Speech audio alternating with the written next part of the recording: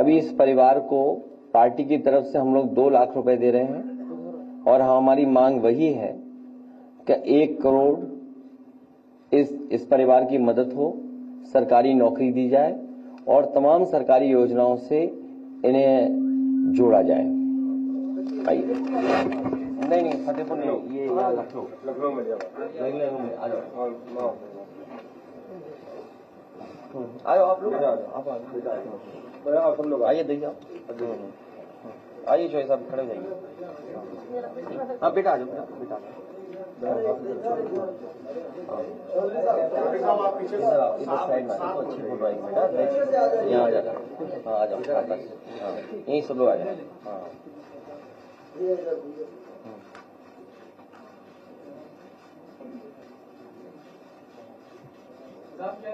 संगीता रावत, नहीं पूरा नाम क्या लिखते? संगीता रावत, विजय कुमार वर्मा, पत्नी संगीता, पत्नी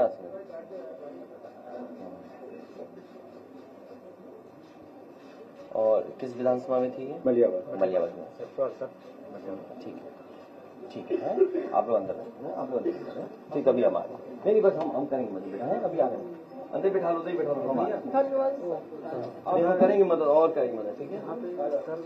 चाचा काम करते हैं, काम स्कूल में पढ़ाते हैं ना, स्कूल में जो टीचर है उनके ऊपर दबाव आ रहा है कि आप बताइए कि वहाँ पर ये पहले से बीमार चल रहे हैं। कोई बीमार किसका टीचर से कौन है? मतलब उच्च अधिकारी जो। हाँ मैं समझ गया, मैं ये बात कहता हूँ, बैठो भैया, ठीक है।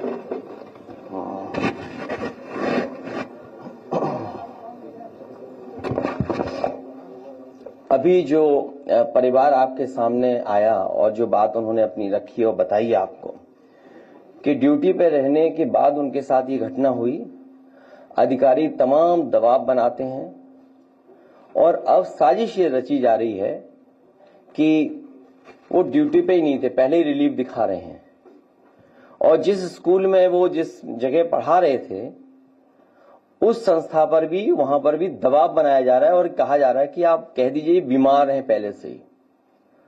समाजवादी पार्टी की पहले दिन से ही मांग हुई है कि पहले तो इस तरह का वर्क प्रेशर न क्रिएट किया जाए उनके ऊपर, क्योंकि बहुत जिम्मेदारी का काम है, बहुत सावधानी से काम करना है और बहुत सेंसिटिव इशू है, क्योंकि एक बार फॉर्म गलत हो गया, रिजेक्ट हो गया और वोट नहीं बना आपका, तो आपको फुल सर्कल ऑफ पूरे कागजों के साथ फिर घूमना पड़ेगा आपको।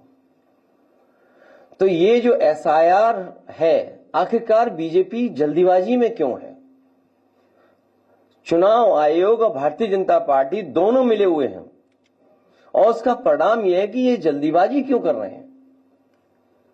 पहले भी मैं ये बात कह चुका हूं कि उत्तर प्रदेश में लगातार शादियां हो रही हैं और शादियों के समय पर लोगों को एक दूसरे के यहां आना जाना, शादी की तैयारी करना, सब व्यस्त हैं और इतने कम समय में एसआईआर कराना और पूरे प्रदेश का, और किस किस को आपने जिम्मेदारी दी है, यहां तक कि जो नगरपालिका के सफाई कर्मचारी हैं उन्हें भी सहायक बनाया हुआ है।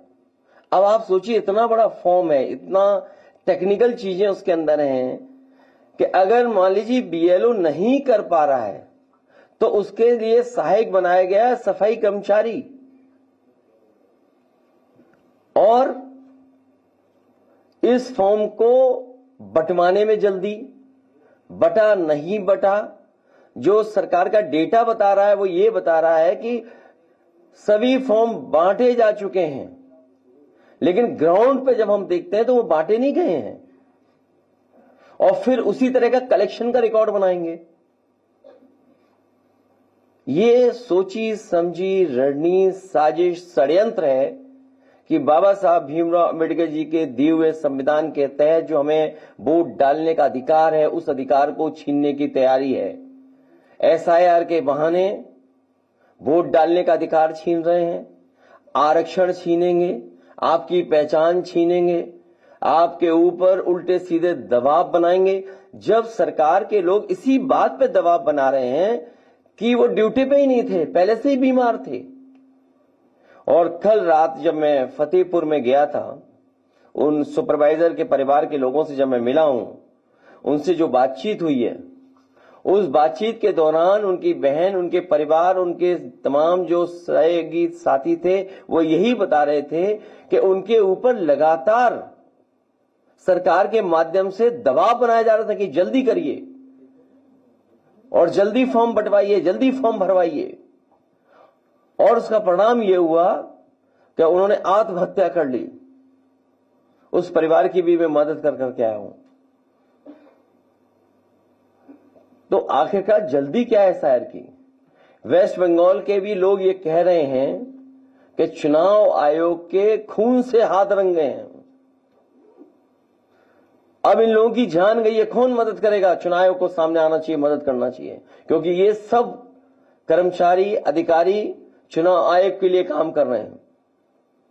और चुनाव आयोग का काम हमने बहुत करीब से देखा है बाई इलेक्शन में। जिस समय बाई इलेक्शन हो रहा था, उस समय पूरा का पूरा चुनाव आयोग के अधिकारी चुप बैठे हुए थे। उन्होंने बूथ लुटने दिया। उन्होंने अधिकारियों के माध्यम से जो जो बीजेपी करवाना चाहती थी वो होने दिया।